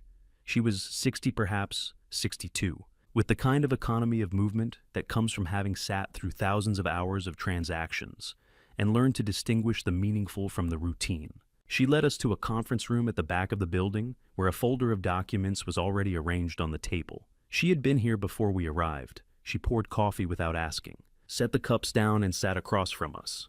I filed the first suspicious activity report in April. She began without preamble. By then, I had 14 transactions flagged in our internal system, all from the Prescott Architecture Group operating account, all structured to fall beneath the $10,000 threshold that triggers automatic currency transaction reporting requirements. She slid the top document toward us. Structuring transactions to avoid that threshold is itself a federal offense under the Bank Secrecy Act. I filed with FinCEN. That filing initiated federal-level monitoring of the account. I looked at the transaction summary. 14 entries each, between $7,000 and $9,000, spread across 6 weeks in March and April. No single transaction large enough to trigger automatic reporting. Together, they totaled $412,000. The full picture, Octavia continued. Across the account since February is considerably larger. She turned to the next page. $1 million $240,000 transferred out of the corporate account over 14 weeks. The transfers went to 3 destinations. She indicated the column on the right side of the page. A holding account registered to Coastal Legacy Properties, LLC, a personal account in Dominic Prescott's name, and one transferred direct of $45,000 to a Gerald Moss at a practice address on Price Street. The room was quiet except for the low sound of the building's air conditioning. $45,000. Gerald Moss had not simply been pressured, he had been paid. There is a meaningful difference legally and otherwise between a man who does a wrong thing because he is afraid and a man who does a wrong thing because he is invoiced for it. The second man has much less room to construct a sympathetic account of his own conduct. This morning, Octavia said, at 5:03 a.m., a transfer order was placed from the corporate account. $820,000. Destination Coastal Legacy Properties, LLC. She looked at us both. The transfer is currently in pending status. It has not cleared. Evangeline set down her pen. Because of the SAR. Because of the SAR and because your call this morning gave me the legal basis to apply an internal compliance hold, while we await judicial authorization." Octavia folded her hands on the table. "The hold is a temporary measure. Our internal policy supports it for up to 72 hours under active SAR circumstances. But to freeze the account beyond that, to prevent that transfer from clearing permanently, and to protect the remaining assets, I need a court order." She looked at Evangeline with the directness of someone asking a question she already knows the answer to. "How long do you need?" 4 hours, Evangeline said. Octavia considered this for exactly as long as it deserved, which was not long. "Then you have 4 hours. She pushed the complete SAR documentation across the table, the original filing, the FinCEN acknowledgement, the 14 flag transactions, the full transfer history, and the pending order for $820,000 frozen at 5:03 a.m. on the morning of the day the Meridian contract was scheduled to close. 31 years in this building, Octavia said. She was not addressing the room. She was addressing me, in the particular way of someone who understands that the facts she has assembled belong to a person sitting across from her, not simply to a case file.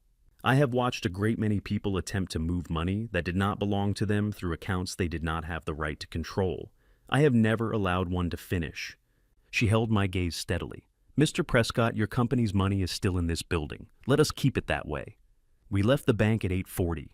Broughton Street had completed its transition into the full morning, the coffee shop 2 blocks east open, and busy the delivery trucks making their rounds. The ordinary Monday of a city that did not know what was being assembled inside the buildings around it. Evangeline was already moving phone in hand, walking at the pace of someone whose mind has shifted into a different register.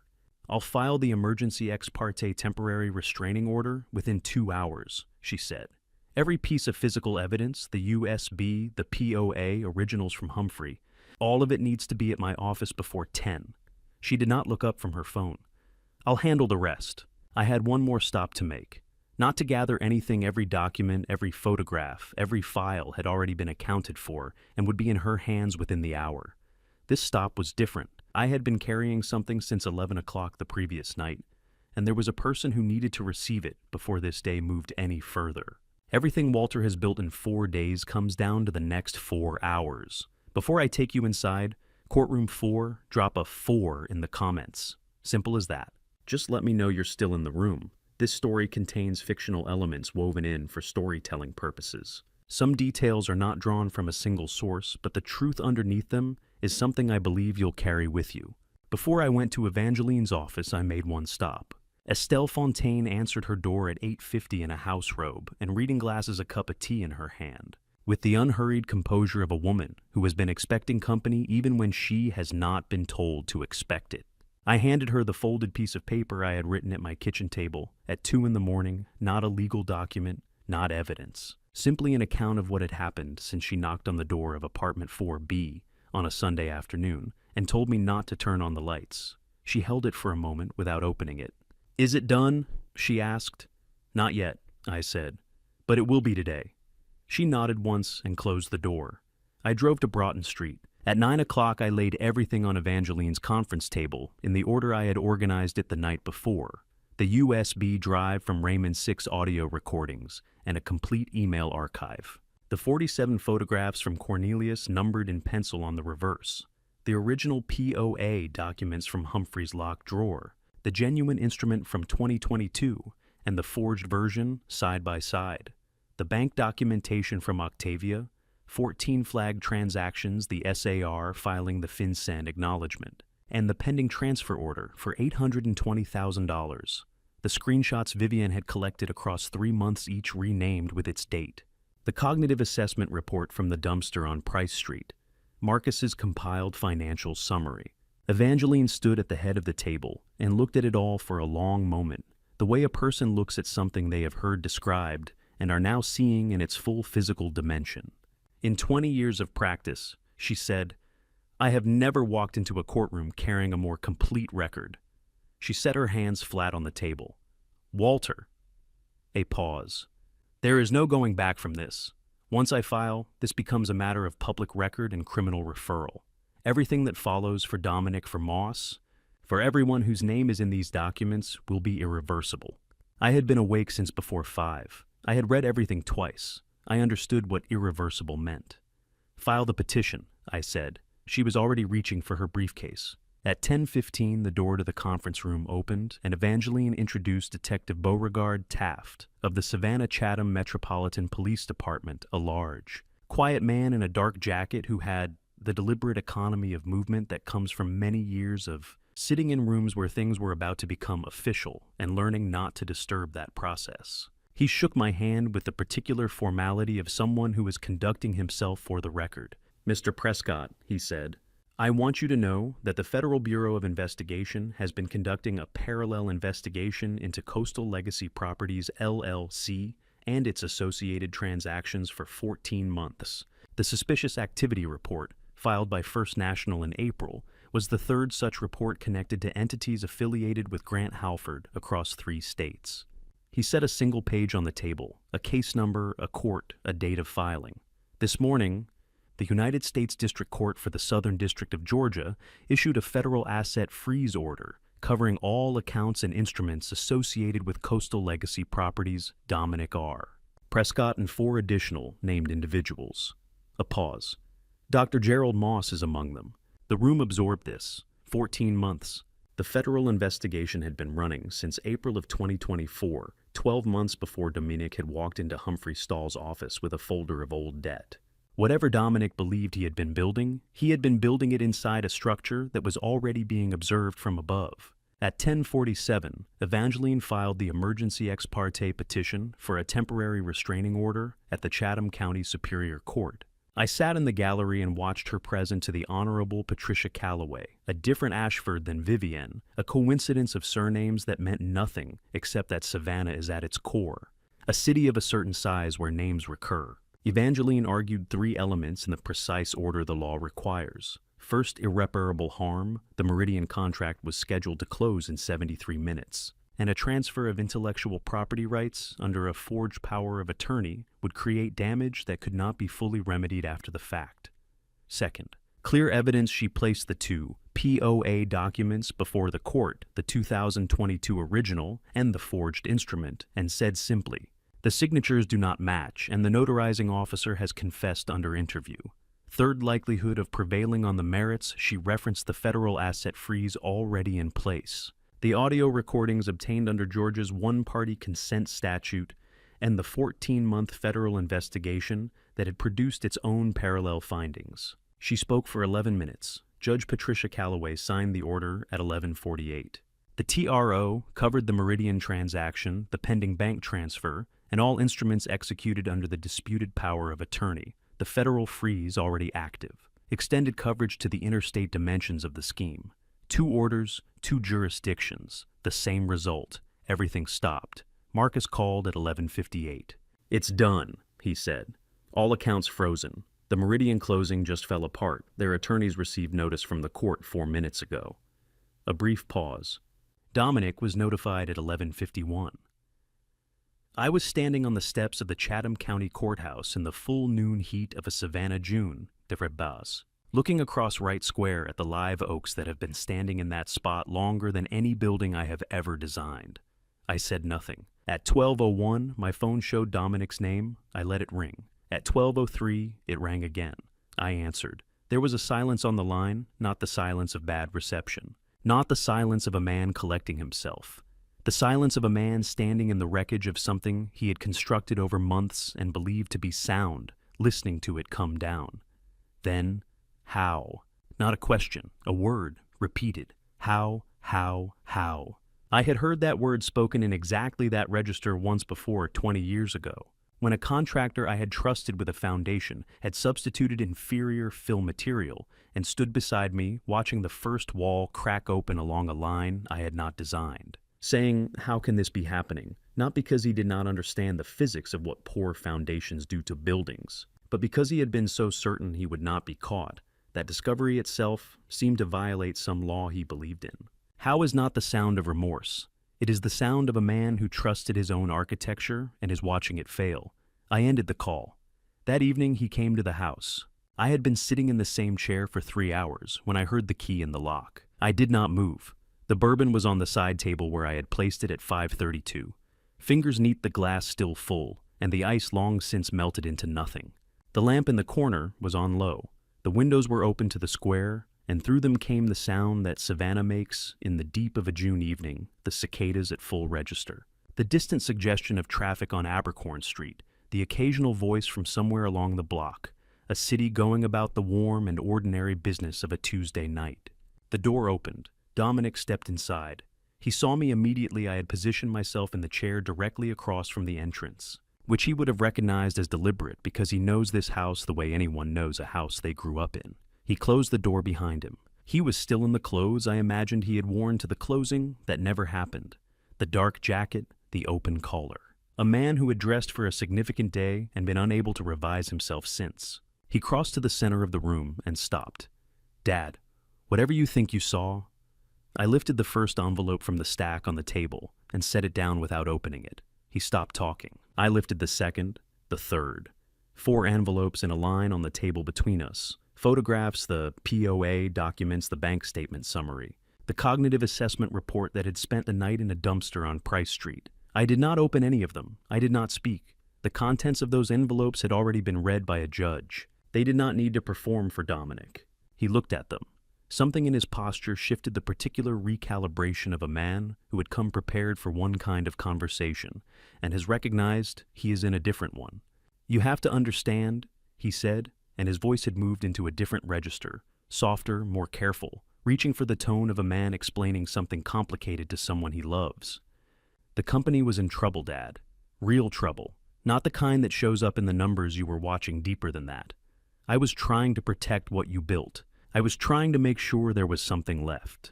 Everything you are describing," I said, "has been placed before a judge." He was quiet for a moment. Then he tried the last door available to him. "I have a medical evaluation," he said, "from a physician who has known you for 12 years, a formal assessment indicating early cognitive decline. Dad," he paused, and to his credit, there was something in his face that was not entirely performance. "I have been worried about you, about whether you have been able to make clear decisions. Any attorney will argue that the evidence you collected was gathered by someone whose judgment, if cost, we are svenesididarsil." I picked up my phone from the arm of the chair and pressed play. Moss confirmed Walter called him. "Raymond, if Walter reaches out to you, you know nothing," understood Dominic's voice. From a Tuesday evening 3 weeks ago, coming out of a speaker in a room he had grown up in. The quality of the recording was clean and flat and entirely without drama, the way the most damaging evidence usually is. The room went completely quiet, not the quiet of a conversation pausing. The quiet of a man who has just heard the door he was standing behind open from the other side and found that there is no room beyond it. 7 seconds. I counted them the way I had counted the silence on Gerald Moss's phone line, not with impatience, but with the steady attention of someone documenting a moment they know they will remember with precision for the rest of their life. Dominic sat down. He had not been invited to, but his legs had made the decision independently. He looked at the floor between us, and for the first time since he had walked through the door, he looked like someone whose age I could accurately calculate, not the controlled forward-moving version of himself that he presented to every room he entered, but something younger and more uncertain underneath. When he finally spoke, his voice had changed again. Not performance this time. Something quieter than that. "Does it always have to end this way?" He said it to the floor or to the space between us, or to no one in particular. Even before He stopped. The sentence hung there unfinished. The way sentences hang when the person speaking them has reached the edge of something they had not planned to say. He did not complete it. I looked at my son. I looked at the set of his jaw and the slope of his left shoulder fractionally lower than the right. A habit from a childhood backpack that I had corrected a dozen times and eventually accepted as simply part of how he moved through the world. I looked at the hands that had signed a document at a conference table in the Drayton Building 4 days ago, and I tried with the full and honest effort of a man who has spent 40 years attempting to understand the structures people build and why they build them, to locate something I recognized. I found it. That was the worst part. I found it. "I have loved you every day of your life," I said. "Every single day, without condition and without accounting." I let that sit for a moment. That is why this is the saddest room I have ever sat in. I stood up. I walked to the front door and opened it. The night air came in the jasmine from somewhere along the square, the cicadas, the amber of the gas lamps casting their familiar circles on the pavement below. "Good night, Dominic." He rose from the chair. He crossed the room. He passed through the door without looking at me, without speaking, and walked down the front steps into the dark with the careful, deliberate gait of a man concentrating on the precise placement of each foot as though the pavement itself could not be trusted. I closed the door. I stood with my hand on the latch and listened. The engine of his car starting a sound I have known since he was 16 years old, and I taught him to drive in the parking lot of a warehouse on the east side of the city that I was renovating at the time. The engine moving away down the street, diminishing, gone, and then only the house. The same house it had been for 40 years. The same furniture, the same arrangement of rooms, the same particular creak of the floorboard just inside the dining room threshold that Eleanor and I had, always meant to fix and had come to regard as a kind of announcement whenever one of us came home late. All of it still here, all of it intact, but quiet now in a way it had not been before. Not the quiet of a house whose occupants are sleeping, the quiet of a house that has been asked to hold something it was not built to hold, and has managed it and is resting. I went back to the side table. I picked up the bourbon. I held it for a moment, the weight of the glass, the color of the liquid in the low lamplight. Then I set it down without drinking. There was nothing I wanted to blur. I went upstairs. I slept without dreaming, which surprised me. In the morning, before I had finished the first cup of coffee, there was a knock at the door. Not a key, a knock. 2 deliberate sounds, unhurried and official. 2 men in suits on the front steps of the house, the Monterey Square fountain visible over their shoulders, the morning light clear and full and without any sympathy whatsoever. There are moments that arrive with a particular quality of inevitability. Not surprise exactly because some part of you has understood they were coming, but a weight that exceeds what you had prepared for nonetheless. I had known since Tuesday morning, standing on the courthouse steps, that Wednesday would bring something official. I had not known the precise shape of it until I opened the door. Beauregard Taft stood on the front steps of my house with 2 people I had not met, before a woman in her late 30s with a credential wallet already open at eye level, and a man behind her who was holding a document folder, the way professionals hold things they intend to refer to. The morning light was clean and unhurried. The fountain in the square behind them moved through its ordinary pattern. "Mr. Prescott," the woman said. "Special Agent Dana Calloway, FBI. We have an arrest warrant for Dominic R. Prescott. He's currently in custody." A brief pause, professional and not unkind.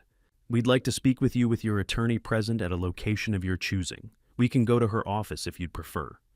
I set my coffee cup down on the entryway table. "Give me 5 minutes," I said. Evangeline was at her office before we arrived. Taft had called ahead, which told me these arrangements had been made at a level above the Wednesday morning knock on the door. She was standing when we came in, 4 chairs already positioned around the conference table, a fresh legal pad open in front of her seat. She looked at me once, a quick and thorough assessment. The kind that checks whether a person is holding together before the room fills with difficult information.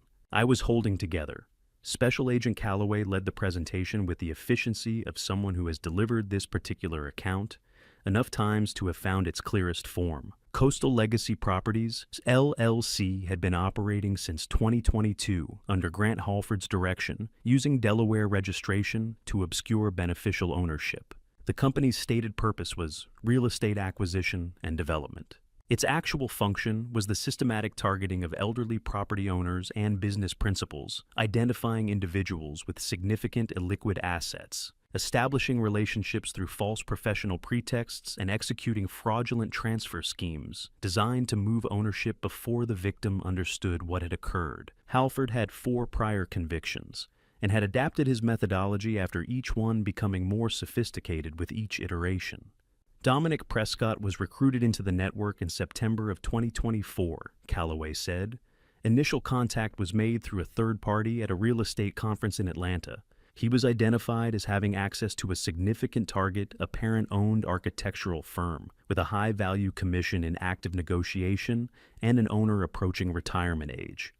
She said this without editorializing, which was professional of her, and did not make it easier to hear. Your firm and the Meridian Commission represented the largest single transaction in the network's history, $4.5 million in intellectual property rights, combined with the corporate assets we've traced through the Octavia Brennan SAR filings. Taft set a photograph on the table. I recognized the man in it immediately, not from any prior introduction, but from Cornelius's stack of 47 prints numbered in pencil on the reverse. He appeared in 11 of those photographs, always peripheral, always at a distance that suggested presence without participation. The man who was never quite in the center of the frame, but was always close enough to the center that removing him would have changed the composition entirely.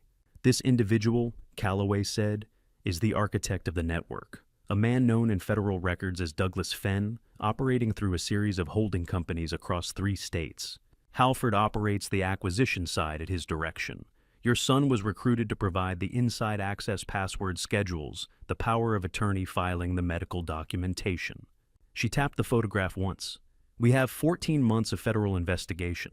We have financial records and corporation documents, and the interstate transactions that establish the RICO pattern across 3 states. What we have not had until this week is the internal evidence connecting the network's outside operations to its inside agent. She looked at the USB drive on Evangeline's table, Raymond's 6 recordings and email archives sitting in a plain black case in the morning light.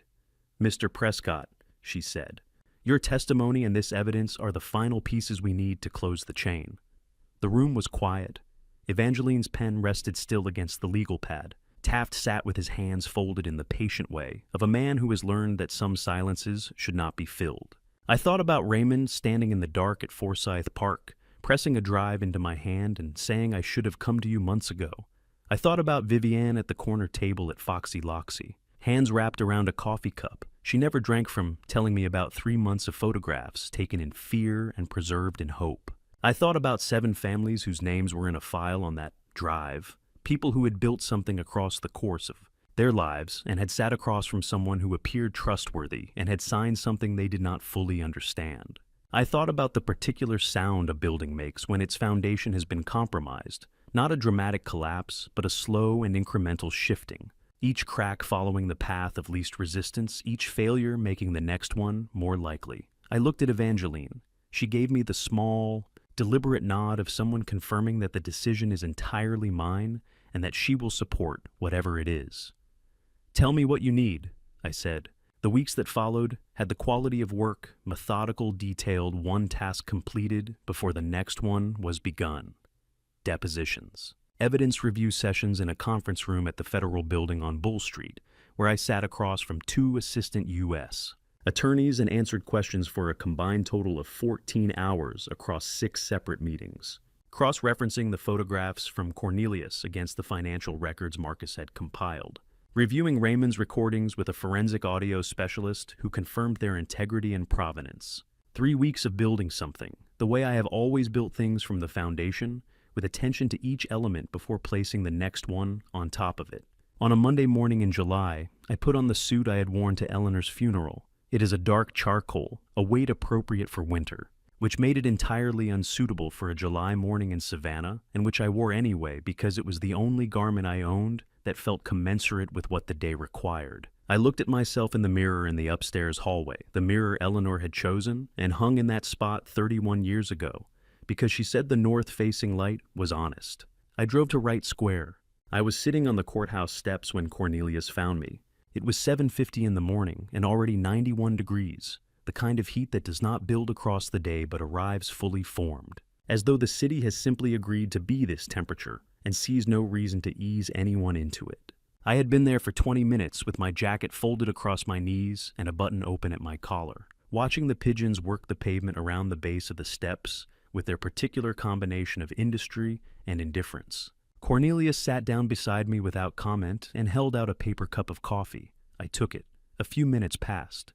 Taft came up the steps from the parking area on Montgomery Street, saw us both, and stopped. He looked the way detectives look when they have reached the day they have been building toward for a long time and find that it feels less like victory and more like wait. "Ready?" he said. I considered the question honestly. "No," I said. "Let's go anyway." Courtroom 4. On the second floor of the Chatham County Courthouse is a room that takes itself seriously. High ceilings, dark wood. The particular quality of institutional light that makes everything happening inside it feel permanent and considered. I had been in rooms like it before, on the witness side of professional disputes and easement challenges. I had never been in one for anything like this. Evangeline's presentation lasted 40 minutes. I have watched her work before across 19 years of occasional professional contact, and I have always known she was methodical. What I had not fully understood was the quality of her stillness under pressure, the way she moved through evidence without urgency, placing each piece in its position, the way a careful hand places a stone in a wall, understanding that the structure holds not because any single element is exceptional, but because everything fits. When Dominic's attorney introduced the cognitive assessment report, 4 pages bearing Gerald Moss's signature, and my name and a date on which I had been 40 miles away reviewing structural specifications, Evangeline set a folder on the judge's bench without raising her voice. Credit card records from June 10th, a time-stamped security log from the building on Hilton Head where I had spent that afternoon, a cell tower record placing my phone 11 miles from Price Street at every hour of that day. Judge Patricia Calloway looked at Dominic's attorney over her reading glasses with the particular expression of a judge who has not been insulted often and does not intend to become accustomed to it. "Counselor," she said, "I would encourage you to consider very carefully what you place before this court going forward." Dominic's attorney sat down. They came in separately, which was the right decision. 3 witnesses who had each arrived at this room by different roads and for different reasons, and who deserved to give their accounts without the weight of the others already in the air. Vivienne spoke quietly and without hesitation, the way a person speaks when they have decided that precision matters more than composure. She described the document she had seen on Dominic's desk in January, the months of photographing screens in an empty room. The name Grant Halford appearing again and again in language about clean transfers and closed timelines. She did not look at Dominic while she spoke. I understood that. Humphrey Stahl placed 2 envelopes on the evidence table with hands that were not entirely steady. He described the visit in April, the folder of old debt, the specific words Dominic had used. He did not ask for sympathy, and the room did not offer any, which was the correct arrangement for everyone involved. Raymond was last. He was 26 years old in a courtroom that had seen considerably older men broken by considerably smaller truths, and he sat in the witness chair with the specific quality of someone who has already done the hardest part, which was telling the truth the first time in a park at 11 o'clock at night, to a man who had trusted him and had reason not to. Everything after that was repetition. When he finished, I looked at Dominic, just once. Across the width of the courtroom, in the moment before the next procedural movement began, I let myself look directly at my son. His head was down. His hands were flat on the table in front of him, the left shoulder slightly lower than the right. The habit of a too-heavy childhood backpack that I had corrected a dozen times and eventually accepted. 42 years I had known this person. I had known his first word, his first architectural drawing, a lopsided house in crayon at age 5, that I had kept in a folder. I still had every version of the person he had been on his way to becoming this one. I had not seen this one coming. That was the fact I had been carrying for 30 days, and it did not get lighter for being named. Judge Calloway delivered the civil judgment at 2:15 in the afternoon. The power of attorney of May 26th was declared void ab initio, without legal effect from the moment of its creation. The amendment of June 11th likewise. All transactions executed under either instrument were unwound. The full corporate assets of Prescott Architecture Group, totaling $8.3 million, were restored to Walter J. Prescott. The Meridian International Commission intellectual property in its entirety returned to its originating architect. The federal criminal sentences had been handed down the previous Thursday in U.S. District Court. I had not attended that proceeding by choice. Grant Halford, 18 to 22 years. Federal system, no parole eligibility for the first 15. Gerald Moss. License revoked by the Georgia Medical Board, $180,000 in fines and restitution. 36 months probation. Dominic, 12 to 15 years, 12 to 15 years. I wrote the number on the legal pad in front of me and looked at it for a moment. Then I closed the pad. Outside, the July heat was absolute and merciless, the kind that makes the pavement seem to breathe. Taft found me on the steps with my jacket over my arm. 7 families, he said. Mr. Prescott, all 7. Everything frozen, everything referred. What you put together in 48 hours gave us what 14 months couldn't. He paused. That matters. I nodded. Cornelius appeared at my left and placed one hand briefly on my shoulder, a gesture that required no elaboration and received none. I sat down on the steps, The July sun came down without sympathy on Wright Square, on the live oaks and the fountain and the pigeons and the lawyers walking briskly in both directions. All of it continuing at its ordinary pace, the way a city continues, regardless of what has just been decided inside its buildings. A pigeon landed 3 feet away, considered us briefly and left. "You all right?" Cornelius asked. "No," I said. "Good," he said. Anyone who walks out of something like this feeling fine isn't somebody who was paying attention. I drove home alone, stood in the hallway for a while, with my jacket over the banister, and the house doing what houses do, holding everything, making no comment on any of it. Then I went back out to the car. I took the Marsh Road's east windows down the salt air coming in off the water, past the point where the city thins out and becomes something older and quieter, past the places where the live oaks grow so close to the road, their roots have lifted the pavement in long, patient ridges. I was driving toward Isle of Hope. The marsh roads east of Savannah do not hurry anyone along. They move through stands of live oak so old and close that their canopy meets overhead, filtering the afternoon light into something green and diffuse, and then open suddenly onto stretches of cordgrass and tidal flat that smell of salt and low water and the particular mineral honesty of a coast that has not been improved. I had driven these roads before years ago on Sunday afternoons, when Eleanor wanted to think without talking. She had loved the way the landscape refused to be domesticated. I found the address Marcus had noted in his file 3 weeks before, a white clapboard house at the end of a lane where the land gives way to Skidaway Narrows, with a dock that extended maybe 20 feet over the water, and a gardenia hedge along the front walk so heavy with bloom that the sweetness reached me before I had finished closing the car door. Estelle opened the door before I knocked. She looked at my face, the suit, the undone collar, the particular quality of a man who has just spent 7 hours in a courthouse and said nothing about any of it. She simply stepped back and held the door. "Tea," she said. "Kitchen." We sat at a pine table that had probably been in that kitchen since before either of us was born, with the windows open to the water and the tide moving slowly in the narrows below. She poured without asking what I wanted. I told her about the judgment, the civil restoration, the criminal sentences, the POA declared void from its first moment. She listened the way she had listened in the apartment on Bull Street, completely without filling the spaces between facts with commentary. When I finished, she set her cup down. 7 families, she said quietly. 7 families. She had known about them before I did. I realized that now. I looked at the water through the window for a moment. "Why did you warn me?" I said. "You could have let it go. It wasn't your business. You didn't owe me anything." She was quiet for long enough that I thought she might redirect the question. Then she folded her hands on the table and looked at them. And 30 years ago, she said, I was in my 2nd year on the bench. A case came before me, a man 67 years old, a contractor. His son had forged documents transferring the equity in his business to a shell company. The case had procedural problems. I ruled on a technicality. A pause.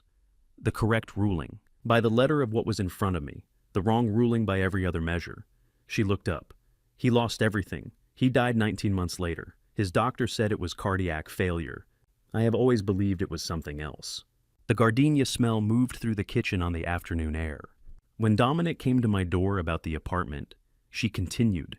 He was charming and thorough and asked very specific questions about the sightline from the 4th floor windows of the building across the street.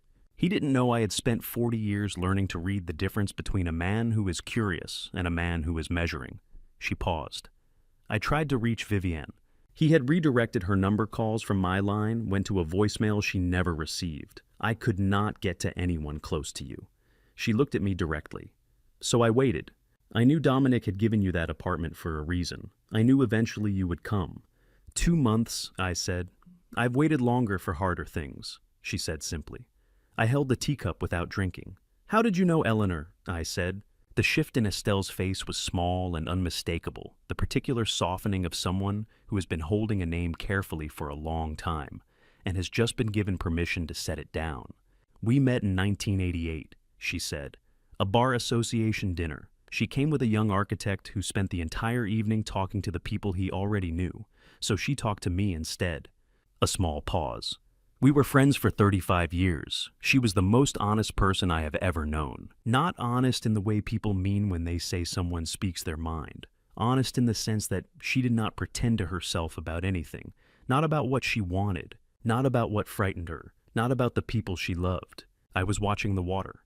She called me in September of 2023, Estelle said. About 6 weeks before she died, she was very clear about why she was calling. Estelle looked at her hands again. She said, look after him. Not because he can't manage, he can manage anything, but because he will never ask anyone for help, and someday that is going to cost him something he can't afford to lose. The kitchen was quiet except for the tidal sound from the Narrows and the small movements of the afternoon. I did not trust my voice. I was aware of that the way you are aware of a structural limitation, not with alarm, just with the knowledge that certain loads should not be placed on certain members. She would have been glad, Estelle said finally. Eleanor, she would have been very glad about all of it. I nodded. It was all I had. I left Isle of Hope at 6 o'clock. The marsh roads back into the city were the same as they had been on the way out. The old oaks, the tidal flats, the light going gold now across the cordgrass. The same roads, a different direction.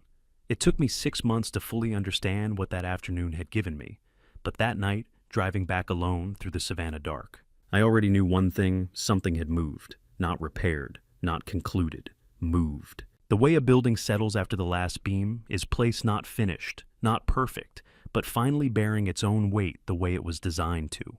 The monocular was in my jacket pocket when I came through the door for the last time.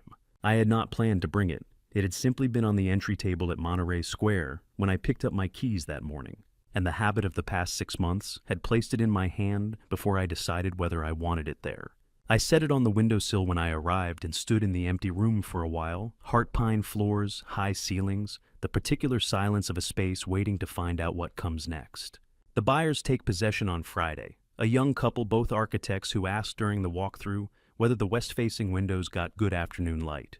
I told them yes and did not elaborate on everything that light had once made visible. December in Savannah sits at 58 degrees and a particular clarity. The humidity that softens summer air is gone and the city shows itself in sharper lines. Bull Street below was quiet in the middle of a Saturday afternoon, the live oaks stripped down to their essential forms, Spanish moss moving slowly in the wind off the river. I stood at the window. Across Drayton Street in the third-floor office I had watched from this distance on a June evening, 6 months ago, Raymond Whitlock was bent over a drafting table. The desk lamp was on. His posture had the specific stillness of someone concentrating in the way that work requires, not performing just present. He had been managing Prescott Architecture Group for 6 weeks, and in those 6 weeks, the Meridian drawings had moved ahead of schedule. I had signed the Meridian contract myself in August. Walter J. Prescott in my own hand in a conference room with Evangeline sitting to my left. $4.5 million for a commission that had nearly been taken before it was finished. The lines had not changed. They were the same ones I had watched projected on a wall screen through this monocular on a Sunday night in June, not knowing then whether I would ever put my own signature beneath them. I had put my own signature beneath them. In the months between that August afternoon and this December one, the other things had settled into place with the quiet logic of things that were always going to happen once the obstruction was cleared. 7 families their cases referred. Their losses partially restored, the process incomplete, in the way legal remedies always are when measured against what was actually taken. Vivienne had filed for divorce in September. I had called her afterward, not with comfort exactly, but with the plain acknowledgement that she had been braver than she knew when she sat at a corner table in the Starland district and pushed a phone across to a man who had reason to doubt her. She was quiet for a moment. Then she said, "Thank you," and I understood she was not thanking me for the call. Cornelius and I had breakfast every Wednesday at a place on Broughton Street where the coffee arrived without ordering. We did not talk about the case. We talked about the city and a garage renovation he had been planning for 3 years and continuing to not begin.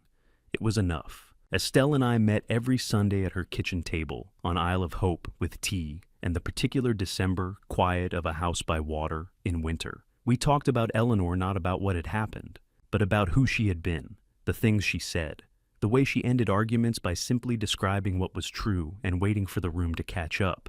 I had known Eleanor for 31 years. In 6 Sundays with Estelle, I learned things about my wife that 31 years had not given me. I did not find that sad. On Tuesday and Thursday evenings, I taught at SCADE, a graduate seminar in structural design for students whose tuition had been waived, 23 people who had not yet learned to doubt their own ideas. It was the most useful place I could think of to put the next few years.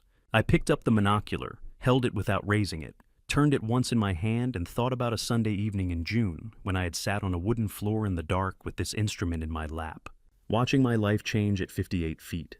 Raymond had not moved from the drafting table. There are things you pass on without intending to. The angle of a shoulder over a drawing, the way a lamp is positioned, the refusal to leave a problem unresolved before going home. I had learned these things from watching my own father work, and somewhere in 18 months of proximity, Raymond had absorbed them without either of us arranging it. I used to believe what we pass on is chosen. I know now it is not.